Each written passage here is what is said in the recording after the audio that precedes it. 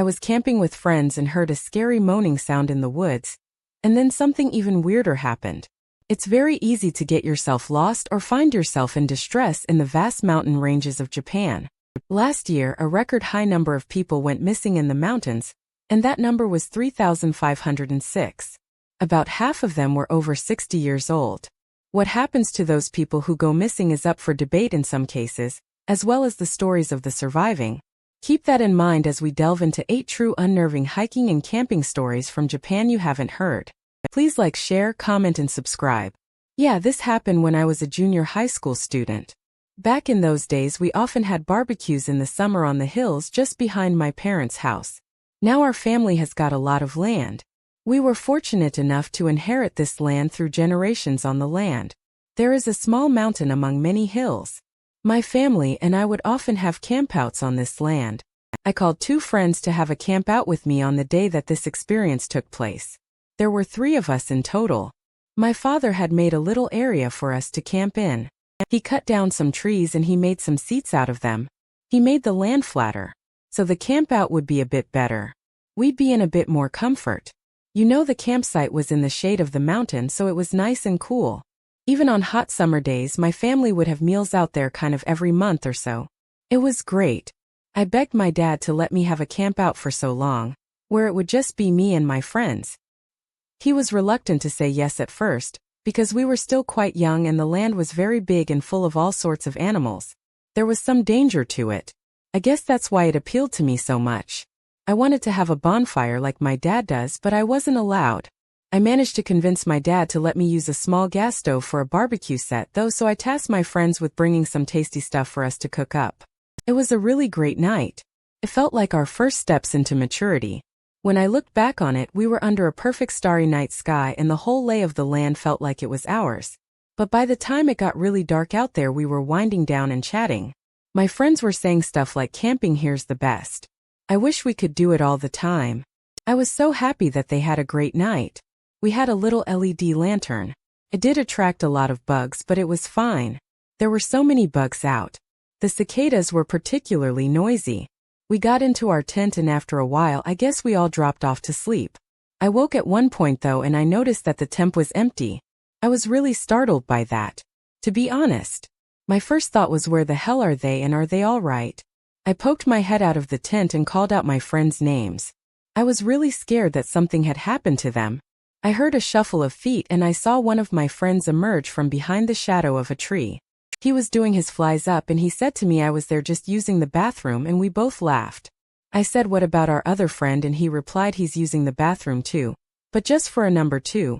And I told him not to do that anywhere near our campsite or us. "Good move," I replied with a smile. With that I turned to go back to my sleeping bag and get some sleep before I had the chance to lie down. I heard a scream. It sounded like a slightly distant scream. I looked at my friend who had just gone for a whiz in horror. We rushed towards the sound of the scream, calling out for our friend. Initially there was no reply, but then we heard this intermittent screaming sound and after a few agonizing seconds we made out some words. Our friend came rushing towards us, screaming about someone trying to kill him. He dived behind a tree or some bushes and pointed behind him, said something like, "All right guys, we gotta hide, we have to run." I was so confused. Was this a prank? Before I had a chance to collect my thoughts, I heard the roar of an adult voice coming barreling towards us. A man burst onto the clearing that my father had created for our family barbecues. The pale moonlight illuminated his huge frame. He was brandishing an axe. I only got a glimpse at the guy, but as soon as we saw the threat, we all ran. I've never ran that fast in my life. I heard that guy's footfall chase us. It was beyond terrifying. What we had at the time was an advantage.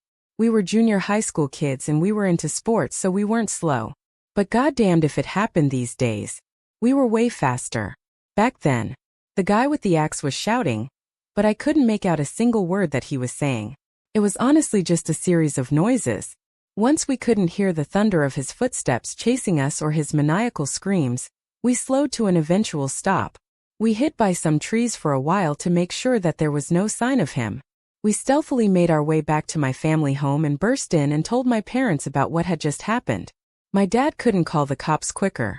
I cannot tell you about what happened after that because I was quite young and still shaken up, But all I know is that they didn't find the guy. The police and my parents presumed that it was some passing vagrant or madman that we were unlucky enough to encounter. They thought that it was a homeless guy who had sort of settled on our land and came after us for our food. The police and my dad confirmed that food and a few other items from our tent had gone missing well as a result. We had tighter measures for trespassers and all the family barbecues were put off for a while. It was something that really scared me. I never really enjoyed all that land after that. This happened about 20 years ago, but I think about it every now and then when it happened all those years ago. I was a schoolboy. I had just gotten a camera for my birthday and I was really into photography. One summer's afternoon I decided to take myself on a little hike into the mountains. I rode about an hour on my bike to a really remote location. I brought some food along, a couple of rice balls and some sausage thing. I still remember that riding up to the mountains I saw many fields and there were old people working those fields. I felt as if I could just leave my bike anywhere and not run the risk of it being stolen. I was happy that I chose to come out here. It seemed very peaceful. I left my bike in a shady area and began to head into the woods. I walked for a short while and then I saw a dog up ahead. The dog had a thick chain around its neck. The dog wasn't looking at me, so I whistled and then the dog stopped and turned my way. When the dog looked at me, I noticed that it looked a lot like my dog. My dog had died a few years ago. It was a mixed breed, so I spoke to the dog. "Hey buddy, what are you doing out here with this big old chain around your neck?" I removed the chain from his neck and I split my lunch with the dog. He looked super hungry. I thought that after we ate he would go his way and I would go mine, but the dog followed me. I turned to the dog and said, "Hey buddy, sorry, that's all the food I have. There's nothing left." The dog just stared at me. I couldn't help but smile and laugh. The dog just sat there panting and wagging his tail. I patted him on the head and turned to leave, but once again the dog followed me. I thought to myself, you know what? Maybe this ain't so bad. It might be fun to have a little company. Are you coming with me then, boy? I asked, and the dog's tail wags told me that the answer was a big year. So I headed into the mountain with the dog at my heels. The mountains weren't very big. I thought that it would take about 2 hours in total for the round trip. I was climbing the mountain taking photos of the plants and the views. It was really great. It was at the height of summer, so the cicadas were in full voice. There were numerous insects buzzing and chirping. The birds were singing in the trees too. I passed a pair of older men who would also out for a hike. I said hello and one of them replied something a little weird. "Oh, you're with the dog, huh?" This happened when I was about 70 into the hike. I had climbed this mountain several times before and I knew the area kinda well. I loved it. There I came across a dirt road that I hadn't seen before. When I was near the bottom of the mountain beyond, the dirt road was a gravel path that extended around to the left. I couldn't see where it went. Without walking down it, I thought to myself, what's down there? I couldn't believe that I hadn't seen this place. Before I walked down the dirt road closer to the gravel, there was a rusted wire suspended between two white pillars which acted like a kind of barrier. I could see a dilapidated cabbage back there. It looked like it had been abandoned. I thought, wow, what a great place to take some photos.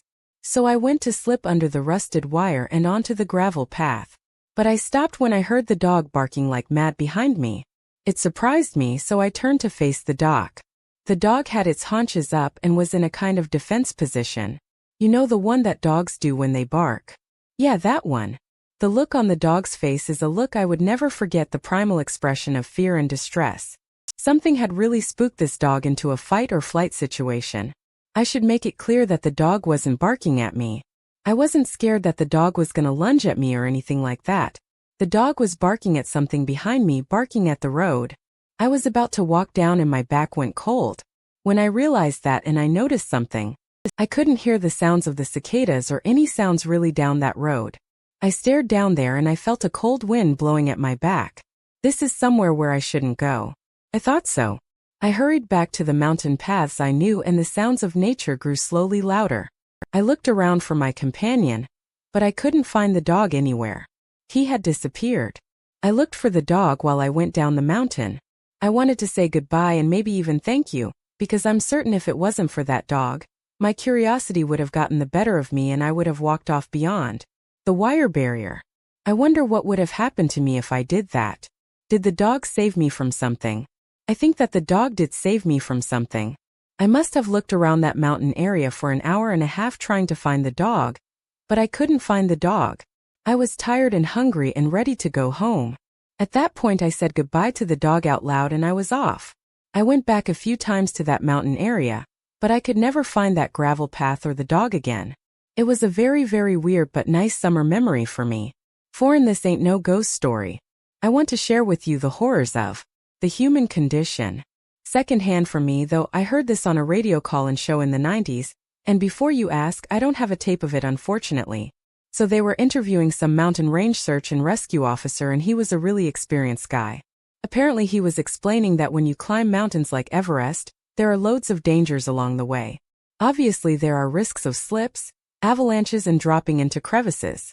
If you fall asleep into one of these deep crevices, it's not good. It's not good at all. I will now attempt to recall what the search and rescue officer said on the live radio call-in show. So from the helicopter we can see people in distress, people who need help or rescue, stuff like that. The most dangerous thing about our work is that when someone slips into an inaccessible area of the mountain range, there isn't all that much we can do for them. If you think about trying to land a helicopter to aid them, you'll realize that it isn't always as easy as it seems. Well, it might be with modern technology these days, but back when I worked search and rescue, it wasn't possible to land or attempt to rescue in certain areas of these mountains. In some certain situations, we search and rescue officers will see hikers or climbers below waving and shaking their arms around, screaming and pleading for us for help, but we cannot do anything to help them. We have to look at them in the deep crevices and think to ourselves, we cannot save you. There is an incredible emotional toll that has on a person. So I'm sorry to say, if you find yourself in that position and a helicopter is circling and you're desperately trying to get the search and rescue team's attention, you might even scream yourself hoarse, trying your best to get us to hear you. We did hear you, but we did see you, but we can't do anything. We can't react or even show you that we notice that you're there, because sadly if you find yourself in those situations you're already dead. I could even catch eyes with you, but I could only see you as a dead person walking. And with that the call ended on a sober and frightening note. It sent chills up my spine when I heard that I went camping with 6 friends last summer. We hired a small campsite in the mountains. It was a really great time actually.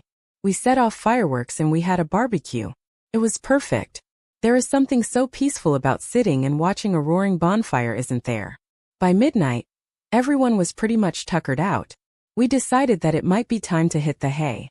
We all settled in for the night, and I don't know if I was the first to hear it, but I'm confident that we all heard it. There was a low kind of moaning or groaning sound coming from somewhere deep in the woods. If I had to put an age on it, I would say it was middle-aged, and I would say that the owner of that voice was likely a woman at points. I did wonder if it was an animal, but there was something so human-like to that voice. Convinced me that it wasn't an animal. It was clearly human.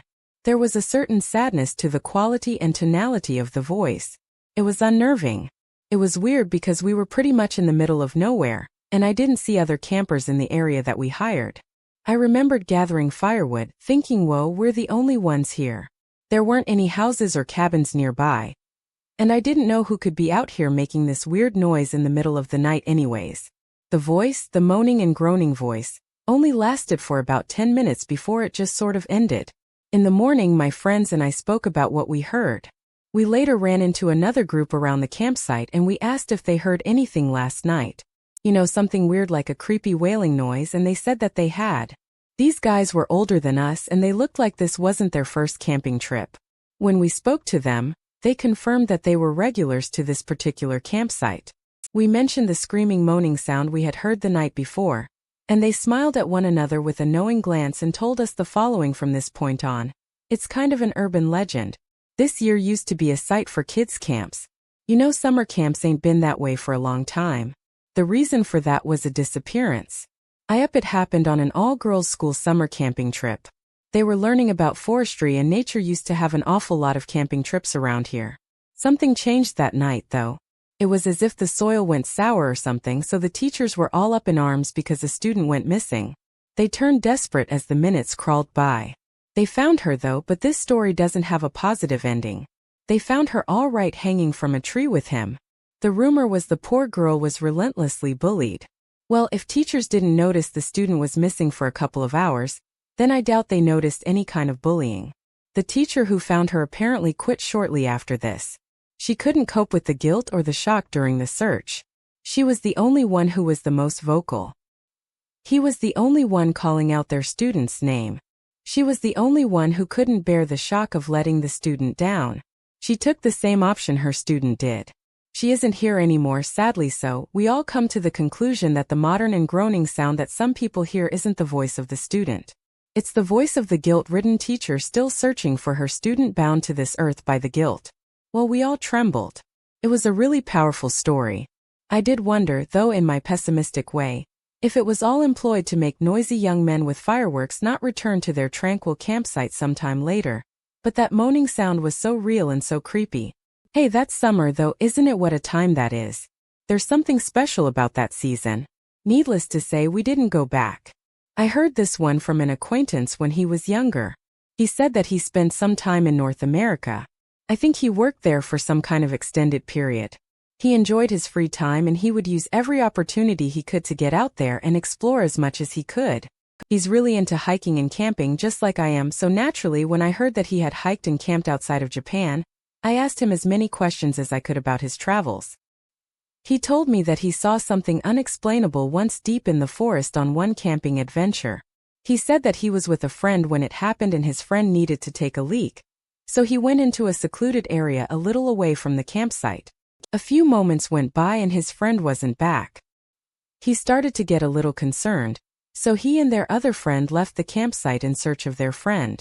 They had found him hiding behind a tree. He turned around to them and said, "Shoo through the trees over there." They got closer and tried to find what their friend was looking at. And then they saw it. He said it was a big animal. He could see it moving through the gap in the trees. The time of day was dusk and their surroundings were dimly lit, but there was enough light to see what they saw. Despite the lack of light, they saw a creature that not one of them recognized. They had no idea what that thing was. One of his friends said, "What do we do if it's a grizzly?" To that he replied, "No, there shouldn't be any bears in this park."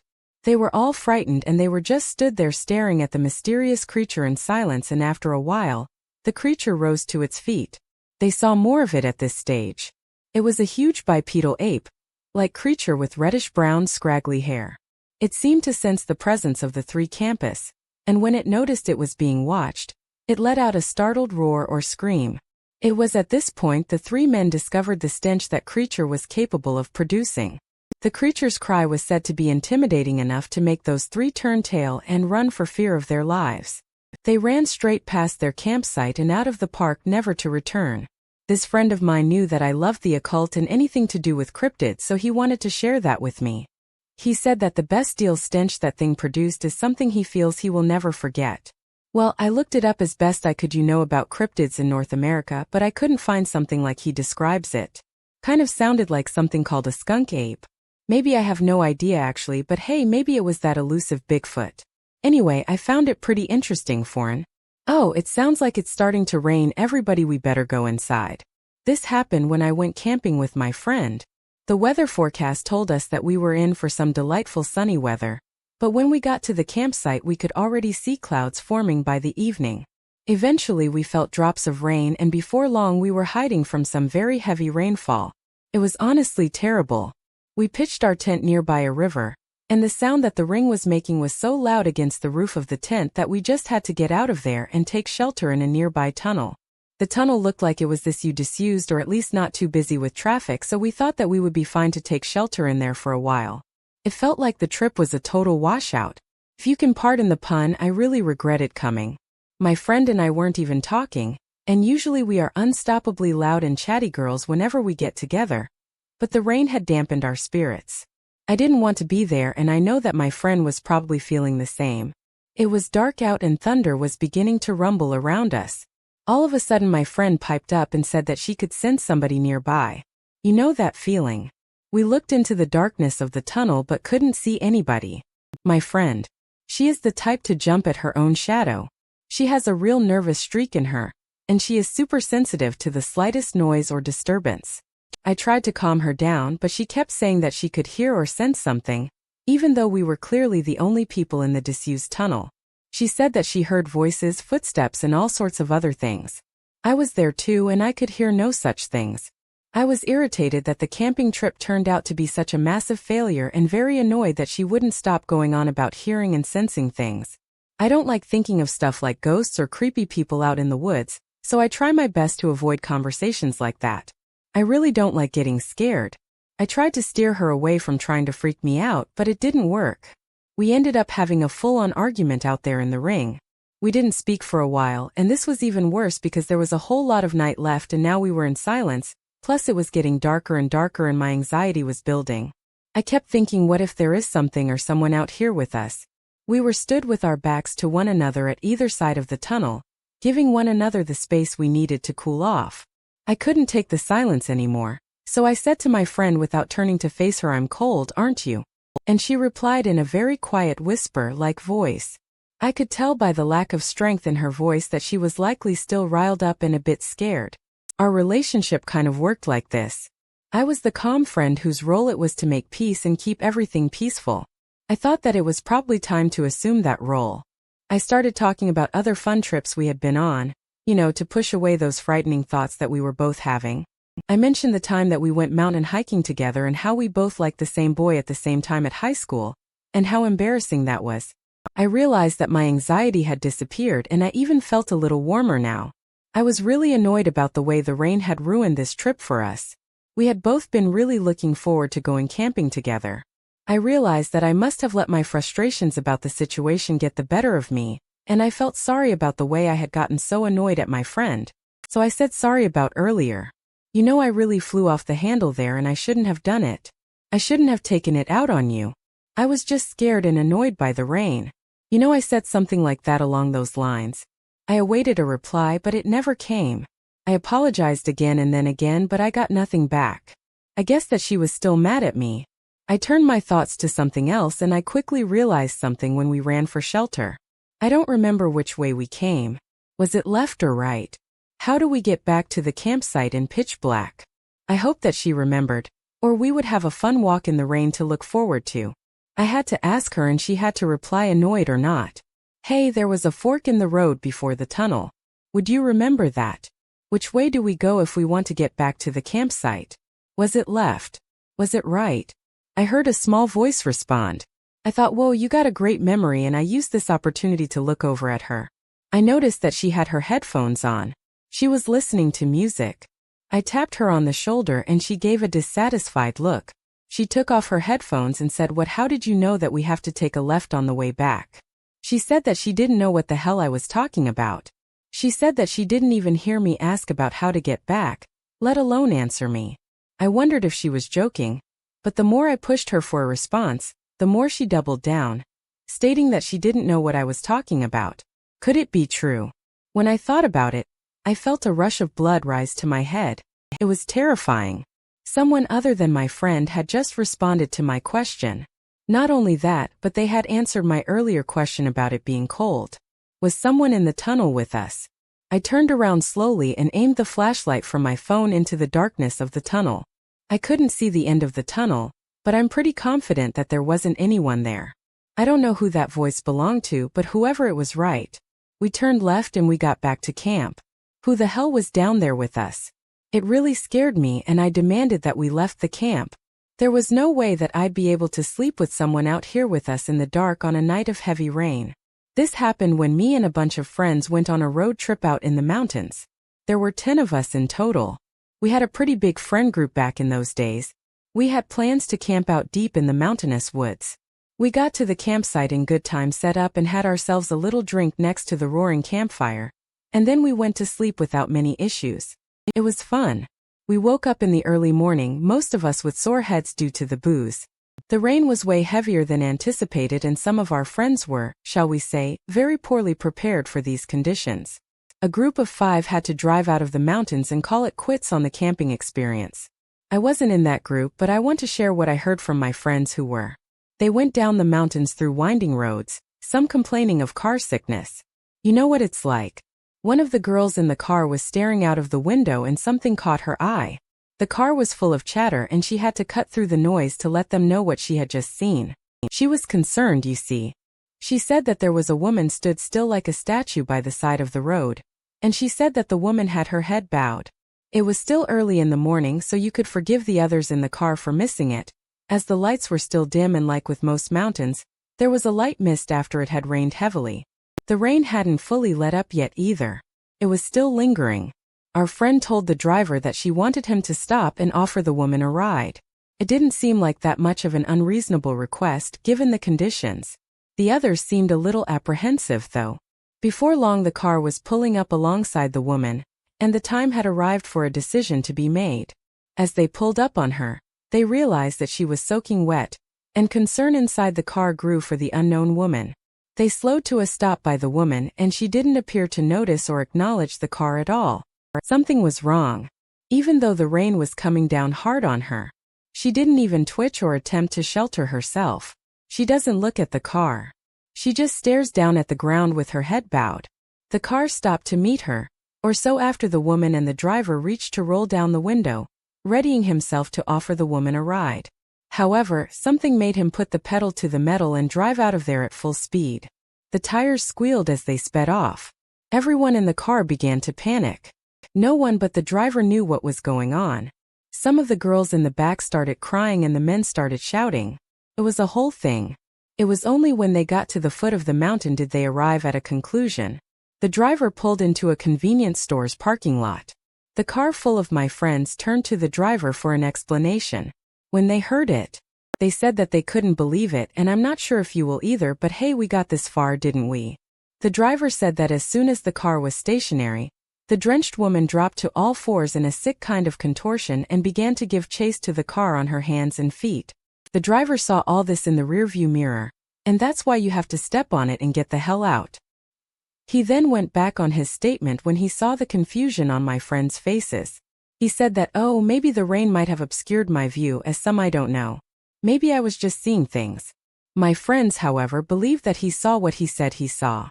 There was an eerie stilted silence in the car, which caused everyone to look over their shoulders and towards the back windows. I mean, I'm not sure what they saw, but I heard some stuff from America and other countries. Maybe that was something they call a skinwalker. Oh, I went hiking in the mountains when I was a student. I'm much older now, but this experience has stayed with me. So I felt like this was the perfect place to share it. I had a really strange experience in the mountains during the autumn. I had just joined the hiking society in college and I was a fresher. I was joined by about 10 other students from other universities. I went to an all-woman university and the club I joined was all male. They had traversed the mountains many times in the past. Some of them had a ton of experience that I did not. I thought that it would be great to make some friends and learn from these guys. I felt as if I could really rely on them in a sense. Well, we picked a great day to begin our hike. The weather was perfect. The pace wasn't too bad either. I expected to get left in their dust, but I was keeping up with them quite well. I was tired short but keeping pace. We hiked for a few hours and then we got to the mountain. We had made plans to make our campsite and climb the mountain before the sun went down. We took a super short breather and next we started our lunch. It was quite nice because we all pitched in and before long our hungry bellies were full. I think everyone was happy with the pace of things and the distraction of dinner, so we kind of wandered off task and I guess we were behind schedule. We got back on task after lunch and we all got ready to climb the mountain. So we split up into 2 groups. I was in the second group and I wasn't upset about that. I mean, I didn't want to be leading the climb. We planned on reaching the summit by about 3 p.m. We were supposed to have a break at the summit for about 30 minutes, but as soon as we started climbing, a thick layer of fog or mist began to descend. So we quit taking a break due to the low visibility brought on by the fog or mist. Yeah, thanks fog/mist. The visibility got worse and worse, and before long the sun was hidden behind clouds and mist. It was making every step more and more difficult. After about an hour and a half, maybe it was about 4:45 or 5 p.m., it was impossible to walk about the aid of a flashlight. The problem for us was experience, though I thought my new friends they didn't pack any flashlights, and neither did I when we got to the summit. They still insisted on leaving early, but to be completely honest, I was exhausted. Like I said, I wasn't as experienced as these hikers. I really did need that breather. I told them I'd be following on right behind them. I thought I'd give myself a 30-second breather. But that turned into 5 minutes, maybe even 10 minutes. I was heading down the mountain a little too late. At that point I couldn't hear or see them anymore. I shouldn't have done that. I got separated from my group. I assumed I could catch them because it was so dark, but I couldn't hear anyone's voices. I headed down the mountain in the general direction that I came from, and I guess I was making some progress on the descent, and that was when I saw something. There was a light shining off in the distance. The first thought that came to mind was, is someone in distress? Maybe someone had gone hiking alone on this dark autumn evening and gotten lost or stuck. I mean, it was easily done. It had just kind of happened to me. So I called out, but no response came. Maybe they couldn't hear me. I started to move towards that light. I wanted to find out if someone was hurt or not. I also wondered if it was someone from the group that had come to help me. I really hoped for the latter. As I got closer, I guess that light had been strategically set up for me to follow by someone from my group. So I breathed a sigh of relief and started walking towards the light, and then someone's voice shouted out to me. I guess it was one of the hikers in my group. I stopped in my tracks. It's that light. It's kind of weird, isn't it? The guy said I looked closer at the light and I thought something was wrong. It was sort of hovering and swinging from left to right. It moved up and down, and I know that doesn't sound like it's all that strange, but I have to tell you that I knew just by watching that light and the way it moved, but it wasn't a human operating. It wasn't a handheld torch. It was going up way too high for it to be handheld. I ignored the light and I kept going down the mountain in the direction I heard the voice come from, and before long I got to the bottom and I reached the campsite. I took a quick look back towards the mountain and I saw that light had already disappeared. I don't know what that was, but I feel like it was trying to lead me off the path I was on. Had I followed that light, I might not be here today. It was the strangest thing. Thank you, Foreign.